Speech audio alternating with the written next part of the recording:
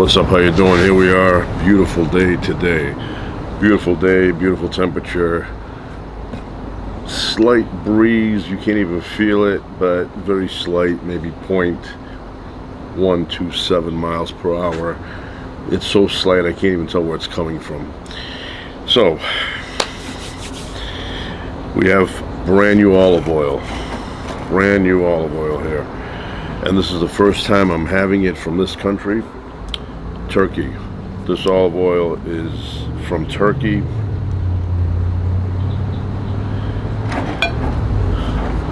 Take a look at that. Where is it?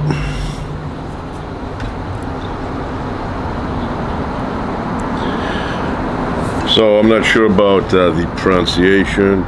Gaia or Gaia Oliva. Gaia Oliva. Just look it up, okay? So this is early harvest, which I prefer, and extra virgin olive oil, which is the combination is, sometimes you find just extra virgin, but this one is early harvest, and it's a product of Turkey. Cold extraction, and North Aegean Turkey.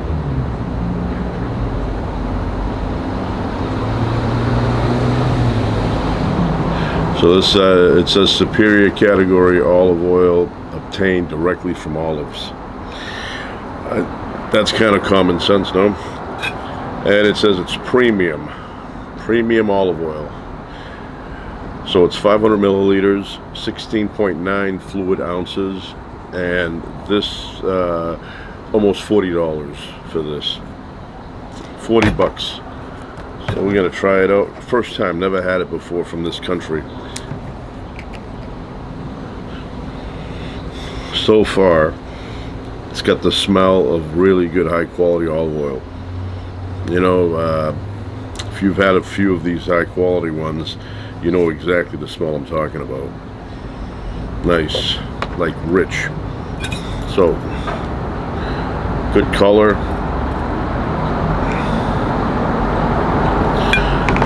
Have some bread here. And I put a little ouzo, a little bit, a lot of ice.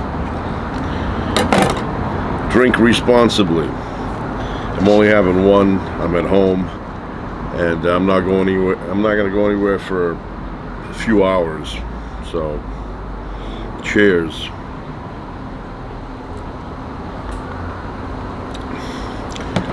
That's from Samos, Greece. The country of Greece. They also make olive oil, and in my opinion, they make the best olive oil. But they're all, you know, the premium ones are all similar in quality. You know, premium is premium.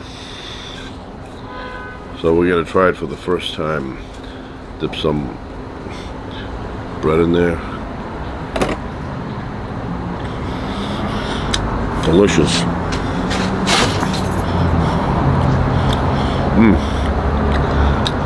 That is good.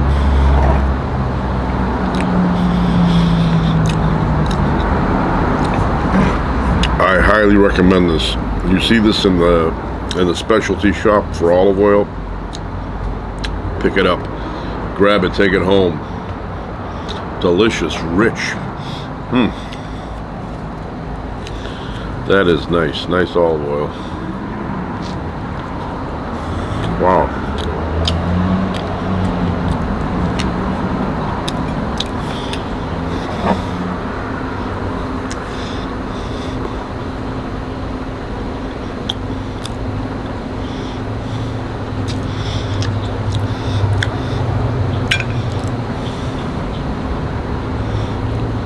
Single estate means one guy's property. It's not a blend. Wow, very good.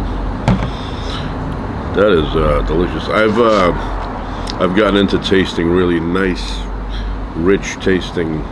Okay, we're getting redundant here, but I've got into this thing the past few years of getting really high-end olive oil, premium, and tasting them, and they're all mind-blowingly good. Mind-blowingly good. Yeah, so far I haven't gotten a crappy one. This one is nice.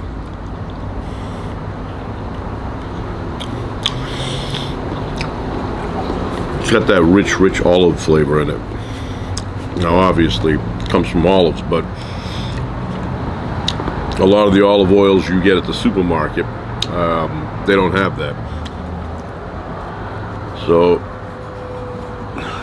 good job on the oil. And call these people up, they have a number.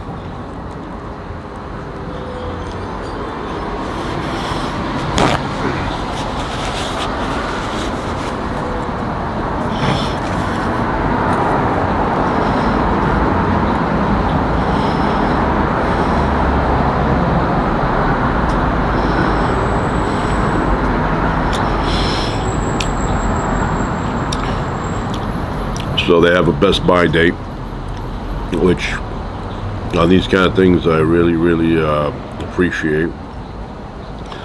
And this one is Best Buy February 2026, so more than a year from now. Very fresh. Has the green tint, dark, so it doesn't oxidize, become rancid.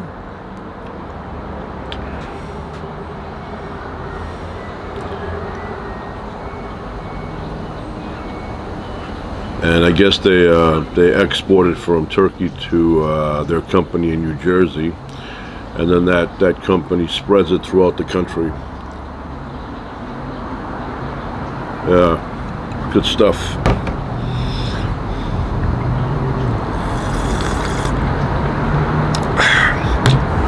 Refreshing.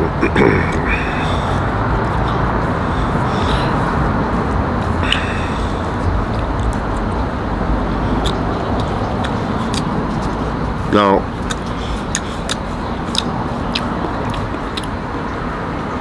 I can add a little balsamic vinegar in here, mix it up, and then have it, but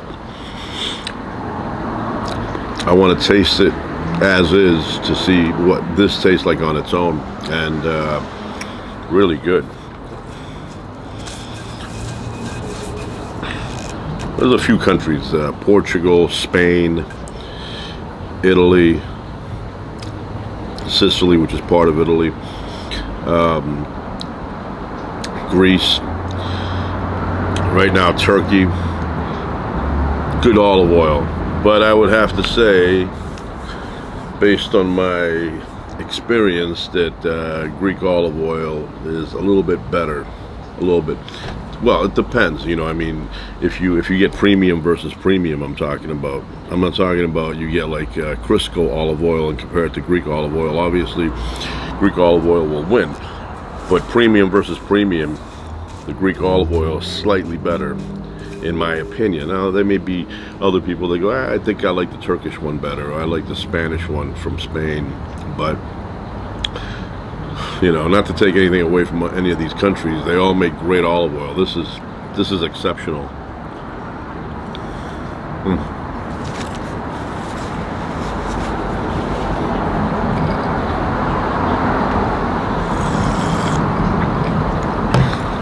So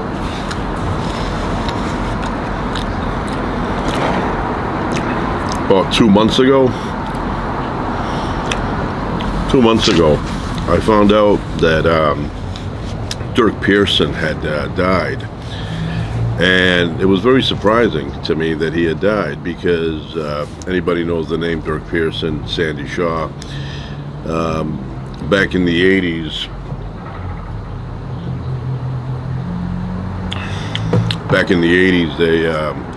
they wrote a book. Have it right here.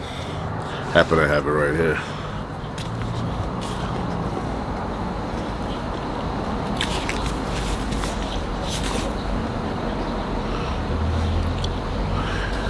So back in 1982, this book came out, and this book was huge. This is like the thriller of the health industry, the health book industry. Huge book.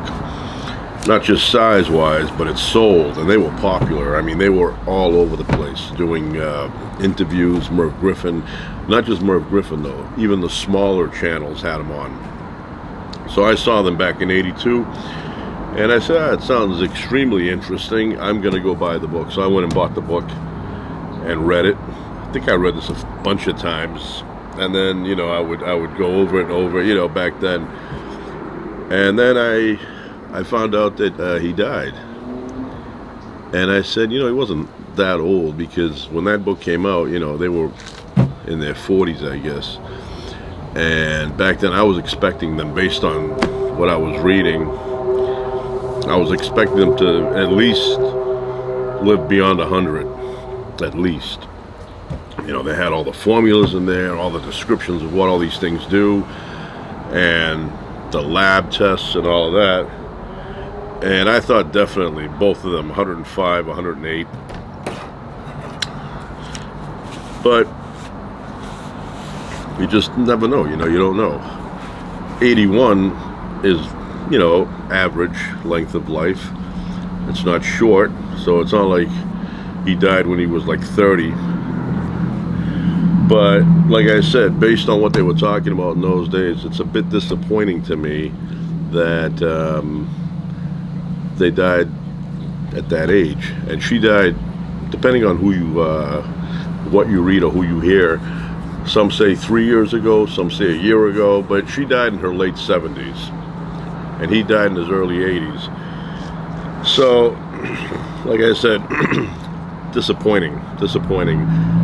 I thought back then, like if you had told me back then, you know, like say 1985, for example, if you said to me, these two people, they're gonna live about, you know, 80 years, I would be like, no way, 80 years, unless they die of an accident.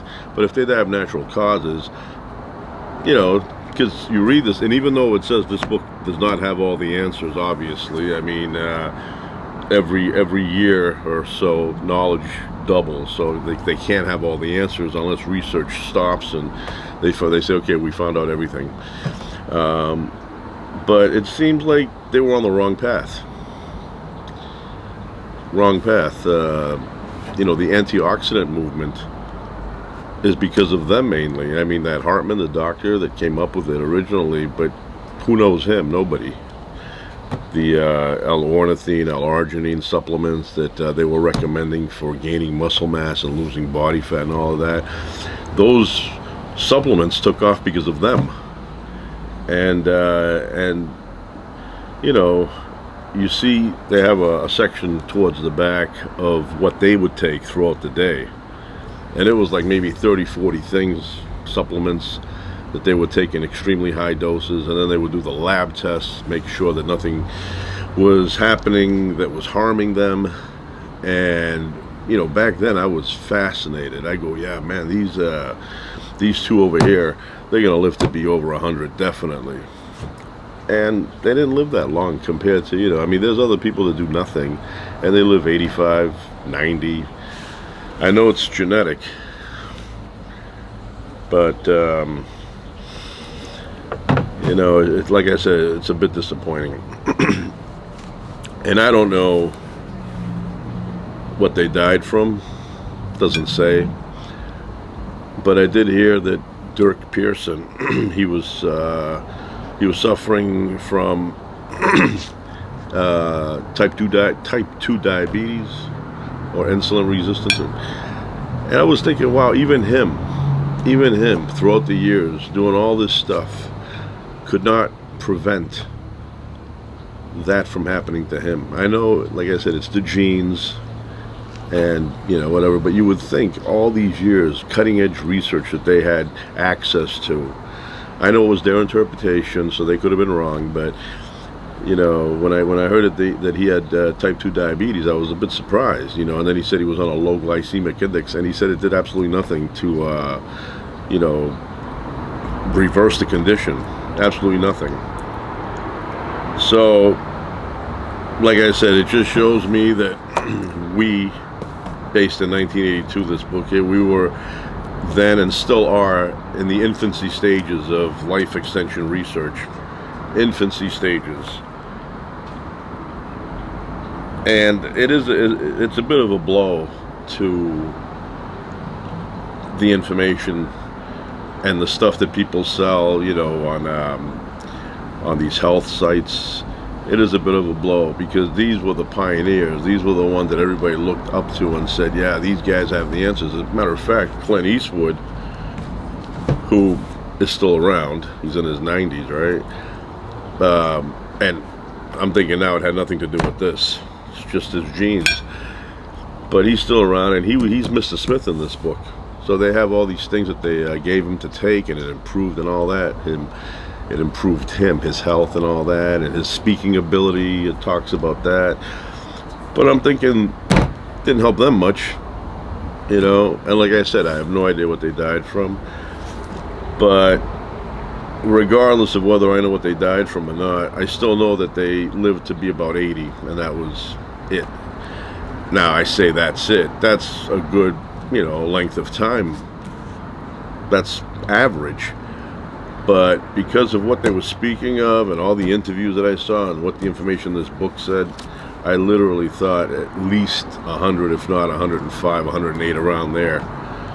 You know, so, yeah, disappointing. And very secretive.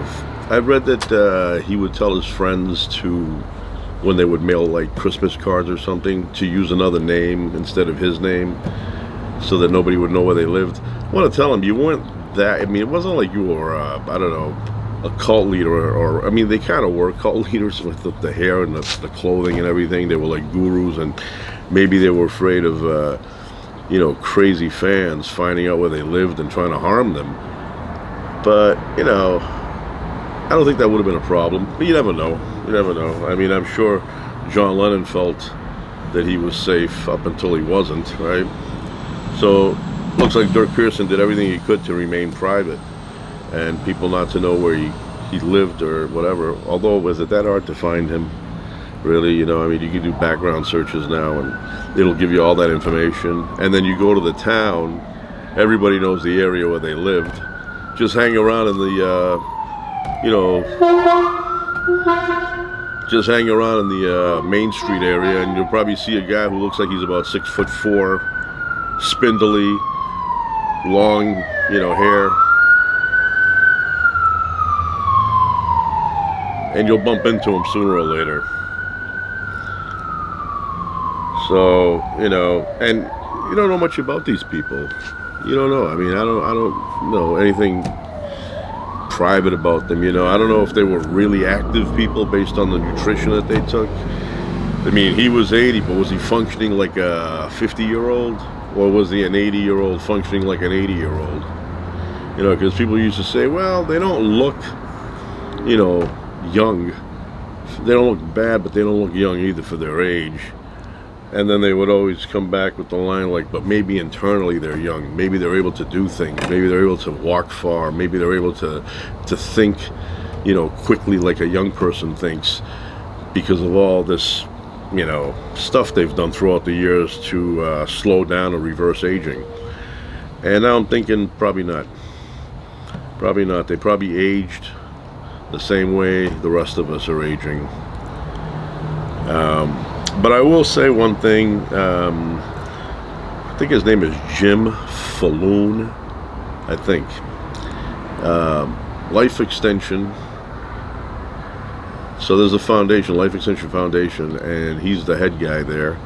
Now, when you see pictures of him, and I'm assuming that they're pretty current. I don't think they have a picture from the 70s. So they have on the website, you'll find an image of him, or on their magazines. They sell the magazines, Barnes & Noble, or you can get it through them. And there's a little, you know, he writes a little editorial thing every, I don't know if it's every month, but it's every so often. And you see the picture of him, and he looks very good for his age. You know, full head of hair, the skin looks young, doesn't have, you know, like old man looking skin. Like I said, the hair is perfect. Not a hair out of place the way he combs it. So he looks in really good shape, but he does more than just what's in this book. There's one time I was reading about him, and he was talking about the stuff he does, and he was doing some cutting edge technologically advanced stuff that you can't get in a pharmacy or in a health food store. You have to be a bit connected, I would say. I don't think you could go into like GNC and say, give me that stuff that Falloon guy is doing. First of all, they wouldn't know anything about it, but yeah, he was saying what he does, and to me, I was thinking that's sophisticated. I mean, I'm thinking of just, taking a Flintstones vitamin. So that's it. Durk Pearson and Sandy Shaw have died, and very surprising. And he was it's on the internet, on YouTube, where he did a recent, relatively recent talk show thing on the radio, and it's a picture of him, but I'm assuming that Sandy had already died before that interview was done. So yeah, but they didn't mention anything about that, because I was wondering why she's not with him. I always saw her with him in every single interview. They'd go together, and then on this one they're not together, and I'm like thinking, well, maybe she had cooking to do or something at the house, but apparently she was no longer around, and that must have been a blow to him too. I mean, he was probably thinking, wow, we did all this stuff, took all this, all these supplements, these drugs that we were doing that showed promise in extending life or improving, cognition and all that stuff, and at the end, none of it worked. Now, you never know. I mean, maybe if you had a time machine and you can take two versions of Durk Pearson and Sandy Shaw and have one of them, maybe three versions. You have one of them just live normal life, eating normal food, and then you have another one where they're, maybe like smoking a couple of packs of cigarettes a day, Pall Mall, Camels, Lucky Strikes, drinking a lot, and maybe living on Snickers bars and things like that. And then you have another one where they're doing what they did in this book, and then you compare and you say, yeah, well, the ones that did all that bad stuff, smoking and all that, they died when they were like 48, and then the other one that lived average, they did a little bit of this, a little bit of that, but nothing bad, they lived to be about 60. And then this version of them, they live to be 79, 78, 80, 81, right in there. And so you would conclude that did do something. But yeah, my expectations were shattered 2 months ago when I found out about that. And I had to read it twice. Like sometimes you get news and you read it and it just doesn't get absorbed right. It doesn't get carved into your brain immediately, and you have to do it again. You have to read it again and go, what? Is that correct? Yeah, at first I thought it was like a hoax. People say things. So then I went and investigated it, and I found out that yes, it is true that for Durk, the article was about Durk, that he did pass away. He did die. And that name Durk. I don't know. Durk.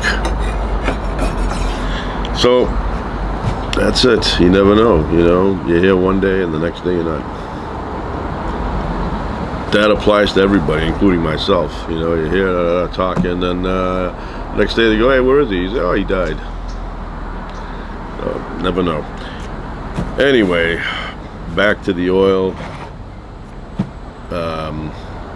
I highly recommend it. I'm gonna have a little bit more.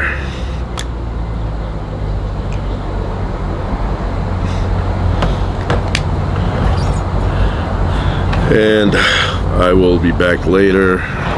We'll see what happens. Yeah, I play it by ear. Alright?